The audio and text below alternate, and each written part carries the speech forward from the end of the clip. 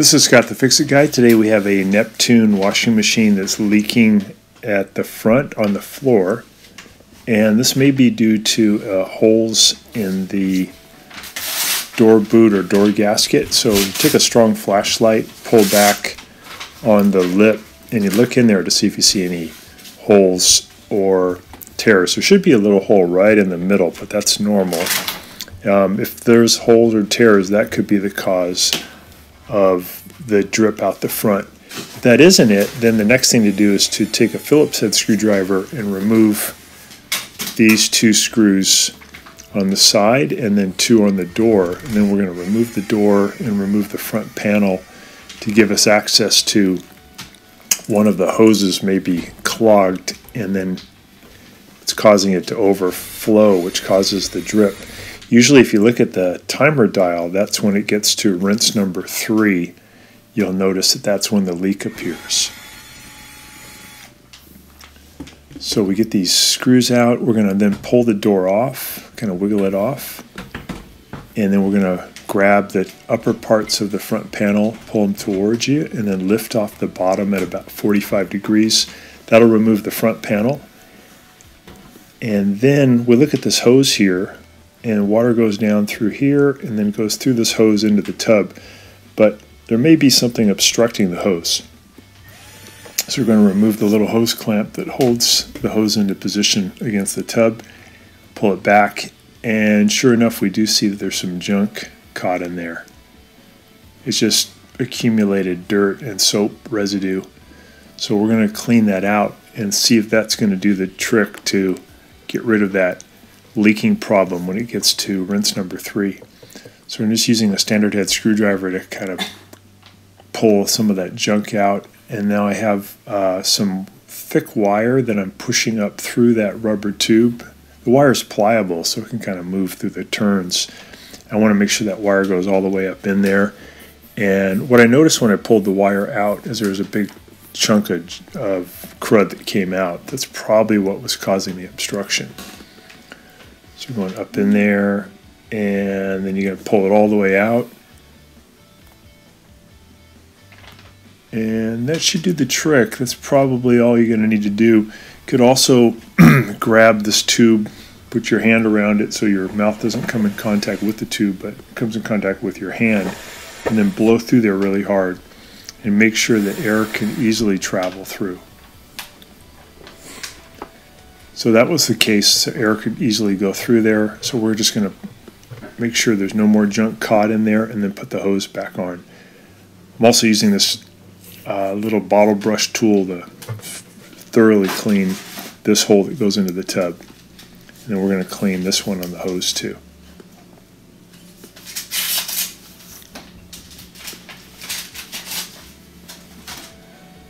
So these are really good machines. Usually this type of problem doesn't happen until maybe 15 years in. It's just accumulated residue finally blocks it. So at number 3, the water goes through the tube into the tub. We're going to test it out. So we got the door actually put back on without the front panel. We're going to turn this all the way over to number 3. We'll press start, and it'll take a little while. It'll drain any remnant water that's left, and then it'll start to fill with water, and you can even hear it. And if it's still clogged, you're going to get a leak. So we still got a leak. We noticed a bunch of water accumulated, so we're going to go and double check the cleaning process, make sure we got it. We got the door removed again. I'm going to pull out this blue plastic piece and just make sure there's nothing caught in the bottom. And then there's also a filter screen that we're going to pull out and make sure it's clean too. That pulled out, we're going to peer in there inside that hole, make sure there's nothing obviously caught in there. You can see a little bit of dirt.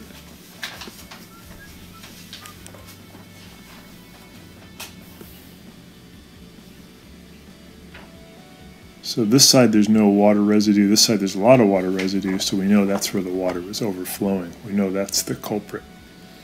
So we got that cleaned out, we put it back in, I'm pouring some water in there. When you pour water in there, it will pool up. That's normal. But if you pour in some more water, then it should cause it to flow. That's kind of how it works. So here's some more water, and now I notice that it does flow. I can hear it going through the tube. So I know that it is now clear and will not back up anymore. So that should be the end of that leak. So to test it again, we'll put the door back on and put it to number 3, start it up, and see if we get a leak. So just be patient. It takes a few minutes for it to drain and then start to fill again.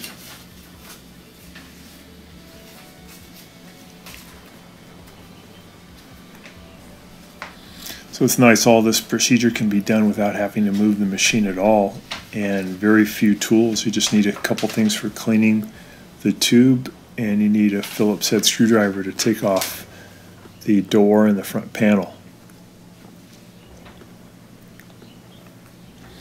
So now running it, we're not getting any leak.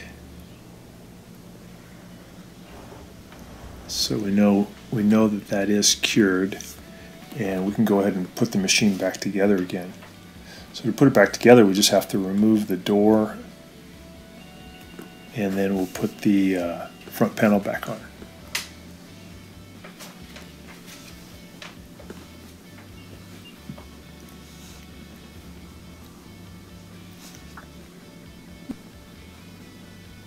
We have to make sure we wait till the door unlocks. It takes a little while, and we'll pull the door off.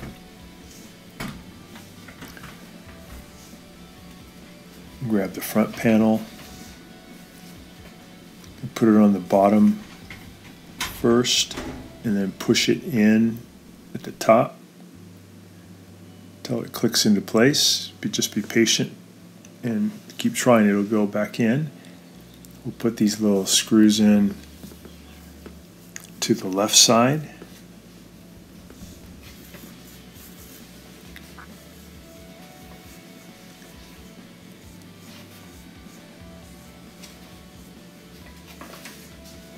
There we go, and then we're going to wiggle the door back in.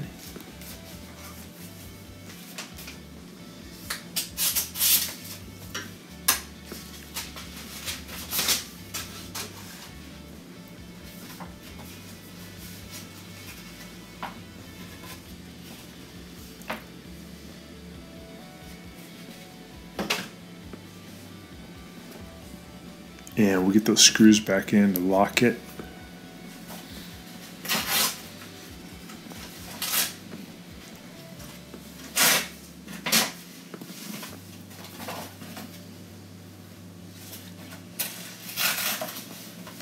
And then we'll just close the door and give it a test. And on reassembly and testing at the number 3 rinse, no more leak. So it was just a clogged drain tube.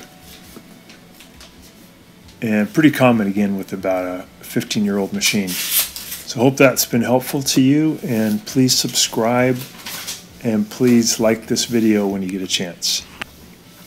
Thanks again for watching.